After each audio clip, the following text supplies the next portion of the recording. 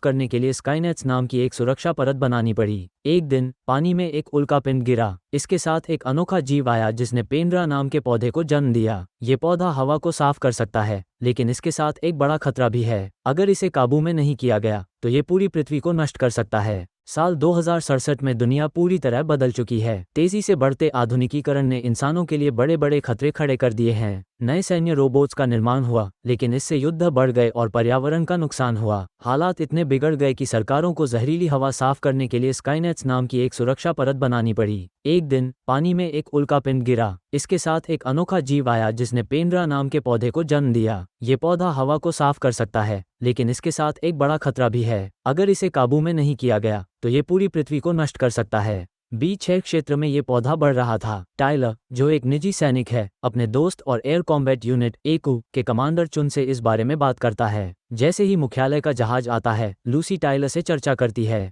Lucy का प्रेमी Connor, जो एक खतरनाक मिशन के लिए जाने वाला है, उससे अलविदा कहने की कोशिश करता है। कमांडर चुन अपनी टीम का स्वागत करता है और कर्नल टैम से मिलता है। कर्नल टैम को इंसानों से ज्यादा सैन्य रोबोट्स पर भरोसा है। दूसरी ओर मेजर जनरल शॉन ली का कहना है कि पेंड्रा को कंट्रोल में लाने का काम बहुत मुश्किल होगा। B6 क्षेत्र में 2 बड़े तूफान आने वाले हैं और दूसरा तूफान पहले से भी खतरनाक होगा। डॉक्टर चान, जो मुख्य वैज्ञानिक हैं, एक सुझाव देते हैं। वो पेंड्रा के DNA को जीन बुलेट से बदलने की बात करते हैं। इससे पौधे की विनाशकारी क्षमता कम होगी और यह वातावरण को सुधारने का काम करेगा। कर्नल टैम एक सैन्य विमान भेजने का प्रस्ताव रखते हैं जो पेंड्रा में वायरस छोड़ेगा और उसे बढ़ने से रोक देगा। लेकिन अगर यह काम नहीं हुआ तो ओरका नाम का विमान पेंड्रा पर बम गिराएगा। इसका मतलब होगा भारी तबाही और हजारों लोगों की जान जाना। कमांडर चुन इस योजना का विरोध करते हैं। उनका कहना है कि अगर इतनी बड़ी तबाही होगी तो उसके लिए पहले लोगों को सुरक्षित जगह पहुंचाना जरूरी है। लेकिन जनरल ली जीन बुलेट मिशन को मंजूरी देते हैं। इसके बाद कमांडर चुन और कर्नल टैम की टीम इस मिशन की तैयारी शुरू कर देती है। टाइलर और उसकी टीम को पेंड्रा की पिस्तौल का पता लगाना था। योजना थी कि कंट्रास्ट एजेंट बम दागे जाएंगे जिन्हें पेंड्रा सोख लेगा। फिर स्काईफिश नाम के खास विमानों से इन बमों को ट्रैक किया जाएगा। इसके बाद रोबोट जीन बुलेट के साथ हमला करेंगे। टाइलर को इस मिशन की सफलता को लेकर शक था। उसने पूछा कि अगर कुछ गलत हो गया तो क्या होगा, लेकिन कर्नल टैम ने सख्ती से कहा कि सबको आदेशों का पालन करना होगा। B16 के केंद्रीय भवन से उड़ान भरते ही मिशन की शुरुआत हो गई।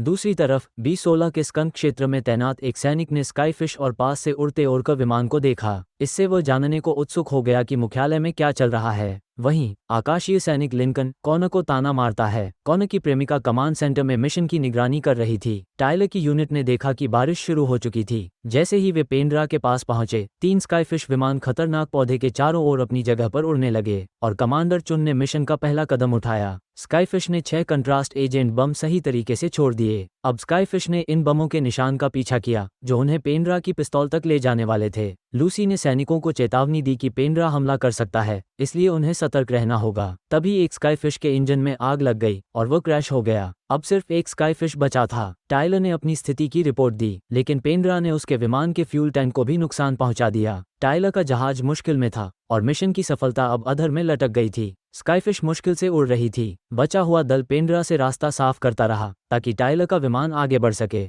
मुख्य सैनिक ने इंजन को फिर से चालू किया और ईंधन खत्म होने के बावजूद एजेंट के संकेतों का पीछा करना जारी रखा। टाइलर ने तीनों संकेतों के मिलने की जगह की सूचना दी। डॉक्टर चांद ने पहचाना कि पिस्तौल अभी भी जमीन के नीचे है। ट्रैकिंग सफल होते ही कर्नल टैम ने रोबोट इकाई छोड़ने का आदेश दिया। ओरका ने 2 खास रोबोट एनिग्मा और उरा को भेजा, लेकिन तभी मेजर जनरल ने मिशन में हस्तक्षेप किया। उन्होंने ओरका के रोबोट सैनिकों पर नियंत्रण हासिल कर लिया, जिससे जहाज में विस्फोट हो गया। ओरका एक इमारत से टकरा गया और उसमें मौजूद सभी सहायक सैनिक मारे गए। अब स्काईफिश अकेली रह गई थी। टाइलर का कमांड सेंटर से संपर्क टूट गया। वो फिर भी स्कैनिंग पूरी करता रहा और आखिरकार क्षतिग्रस्त ईंधन टैंक के साथ पेंड्रा की पिस्तौल का पता लगा लिया। जैसे ही वह नीचे की ओर गया, स्काईफिश दुर्घटनाग्रस्त हो गई। यह मिशन की विफलता जैसा लग रहा था, लेकिन तभी टाइलर को अपनी मृत बेटी सिसी की छवि दिखाई दी। ये दृश्य उसे प्रेरित करता है। वो उठा और अपने बाकी दल को जलते हुए विमान से बाहर निकाला। कर्नल टैम नतीजे से परेशान होकर प्लान बी लागू करने का आदेश देता है, लेकिन कमांडर चुन ने तर्क दिया कि मिशन खत्म नहीं हुआ है, बस संपर्क खो गया है। चुन ने खुद बचा हुआ दल ढूंढने का प्रस्ताव दिया।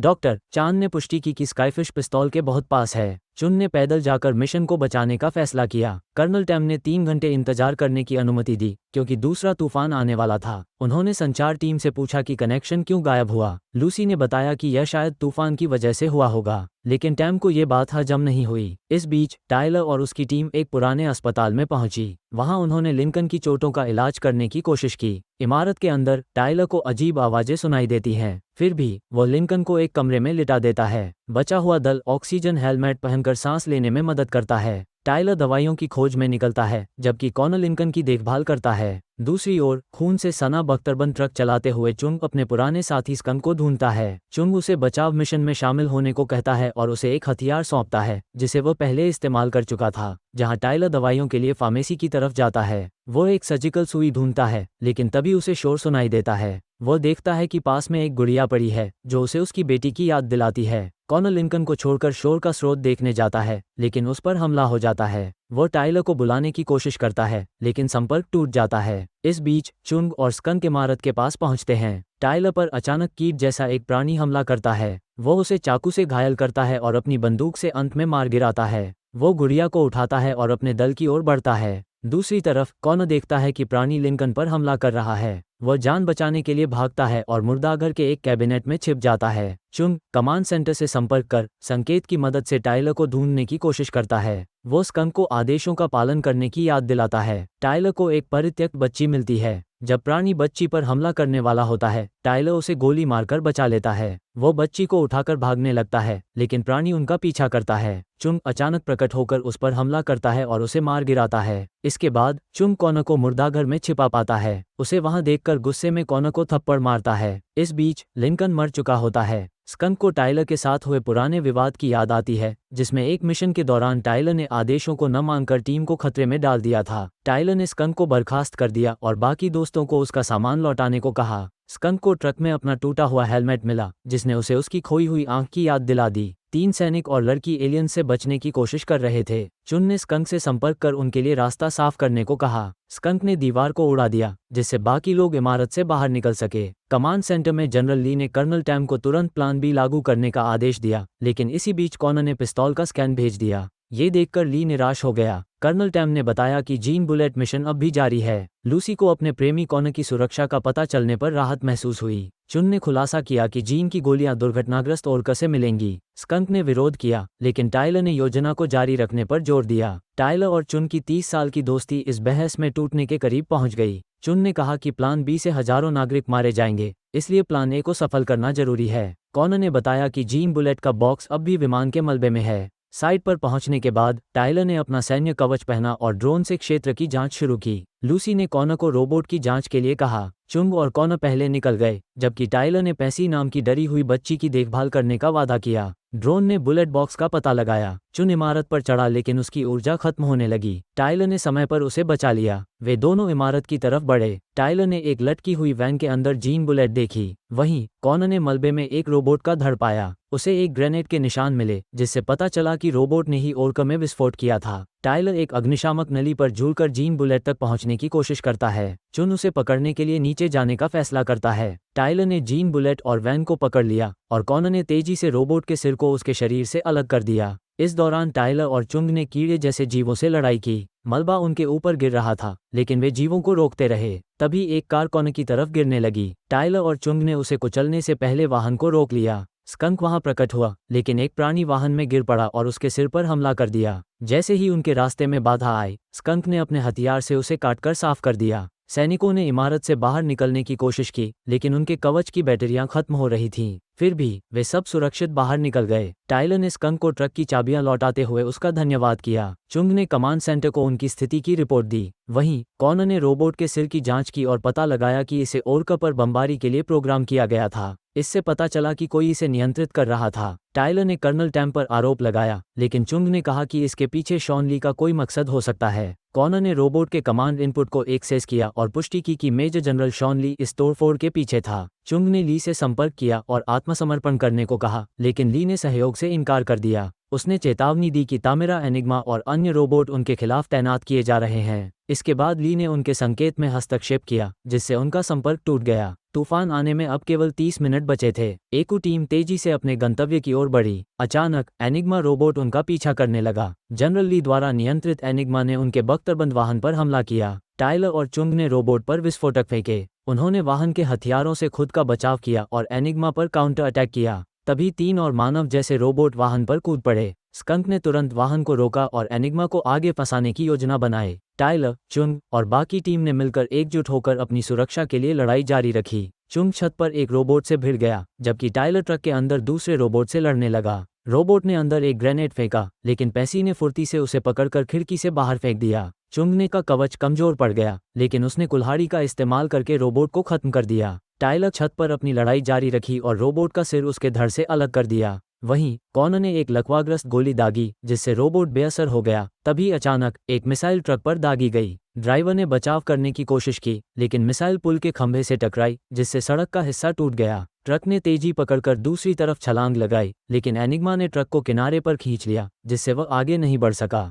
चुंग ने टाइलर को जीन बुलेट पकड़ाई और खुद एनिग्मा पर कूद पड़ा। उसने रोबोट की गोलियां अपने हाथों से रोकीं और कमांडर के साथ नीचे गिर पड़ा। एसीयू टीम आगे बढ़ गई, जबकि चुंग खुद को संभालने की कोशिश करने लगा। तूफान आने में सिर्फ 15 मिनट बचे थे। कर्नल टैम ने ऑकेट 2 की जांच का आदेश दिया और फिफ्थ स्ट्रीट सेंटर की ओर बढ़ने की योजना बनाई। लूसी ने टिमोरा नामक रोबोट का पता लगाया, जो उनके सिग्नल को जाम कर रहा था। उसने कर्नल टैम को अपराधी की जानकारी दी। इसी बीच टिमोरा एस बड़ी ईयू के पास आ रहा था। टाइलर ने कॉनर को पिस्तौल के पास भूमिगत छेद में बम लगाने का आदेश दिया। पेसी ने रोते हुए टाइलर को गले लगाया, लेकिन उसने उसे भरोसा दिलाया कि वह लौटेगा और उसे एक खाली कार में छिपने को कहा। टाइलर ने जीन बुलेट कॉनर को सौंप दी और उसे मिशन पूरा करने की जिम्मेदारी दी। कॉनर ने पिस्तौल के पास चौराहे पर बम सेट किया। स्कंक से बात करते हुए उसने कहा कि उन्हें रोबोट को खत्म करना होगा और प्लान बी को मिलकर एक टीम की तरह अंजाम देना होगा। टाइलर और टिमोरा के बीच गोलीबारी शुरू हो गई। टिमोरा के हथियार बेहद ताकतवर थे, लेकिन टाइलर हर बार बाल बचता रहा। स्कंक दूसरी दिशा में जाकर मिसाइल लॉन्चर तैयार करता है। टिमोरा ने बैलिस्टिक मिसाइल लॉन्च की, लेकिन टाइलर ने दौड़ते हुए इंटरसेप्टर को नष्ट कर दिया और कमांड सेंटर के लिए सिग्नल फिर से चालू कर दिया। इस बीच लूसी को जानकारी की एक फाइल मिली, जो शॉन ली की ओर इशारा कर रही थी। कर्नल टैम ने शॉन ली का सामना किया और उसे रोबोट को रोकने का आदेश दिया, लेकिन ली ने प्लान बी शुरू करने का निर्देश दिया। टाइलर की बैटरी खत्म होने लगी। स्कंक ने मिसाइल दागी, जिससे टिमोरा में विस्फोट हुआ, लेकिन वह मलबे से फिर खड़ा हो गया। कॉनर ने बम विस्फोट किया, लेकिन तभी एक मानव रोबोट ने सैनिकों पर फायर किया। पेसी डरकर टाइलर की ओर भागी, लेकिन कॉनर ने उसे आश्वासन दिया कि सब ठीक है। टाइलर कमजोर हो चुके कवच के बावजूद रोबोट से लड़ने लगा। उसे सिर पर चोट लगी और वह जमीन पर गिर पड़ा। रोबोट ने टाइलर को पकड़ लिया, लेकिन जब टिमोरा ने पेसी के छिपने की जगह पर निशाना साधा, तो टाइलर को गुस्सा आ गया। उसने अपनी पूरी ताकत लगाकर रोबोट से मुकाबला किया। आखिरकार स्कंक ने टिमोरा पर फायर किया और उसे टुकड़ों में उड़ा दिया। तभी बारिश शुरू हो गई और पेंड्रा की बैलें तेजी से बढ़ने लगीं। ऑकू पिस्तौल के चारों ओर मंडराने लगा, प्लान बी को अंजाम देने की तैयारी कर रहा था। चुंग टाइलर और पेसी के पास पहुंचा, जिसे उसने लड़ाई के दौरान बचाया था। कर्नल टैम ने प्लान बी रोकने का फैसला किया और जीन बुलेट के साथ पेंड्रा की पिस्तौल में चुंग को भेजा। कीट पतंगों का झुंड चुंग की ओर बढ़ा, जबकि आसपास के नागरिक पेंड्रा की बेलों से बचने के लिए भागने लगे। चुंग ने गोली को सक्रिय किया, जिसने वायरस फैलाया। कीट मर गए और एलियन का विकास रुक गया। ऑपरेशन सफल हुआ। डॉक्टर चैन ने घोषणा की कि पेंड्रा के जीन को बदला गया है, उसके विनाशकारी गुण हटाए गए हैं और वातावरण शुद्ध हो चुका है। अब सभ्यता के पास फिर से पनपने का मौका था। कर्नल टैम ने शॉन ली के कार्यालय से गोली चलने की आवाज सुनी। टाइलर, स्कंक और बाकी सैनिक अपने अपने रास्ते पर लौटे। स्कंक ने सेना में सेवा जारी रखने का फैसला किया, जबकि टाइलर ने अपने दोस्त के कब्जों पर मजाक किया और एक नई शुरुआत के लिए तैयार हो गया। इस तरह के और वीडियो के लिए सब्सक्राइब करें और अपना नोटिफिकेशन चालू करना न भूलें। इससे वास्तव में मेरे चैनल को मदद मिलेगी। देखने के लिए धन्यवाद।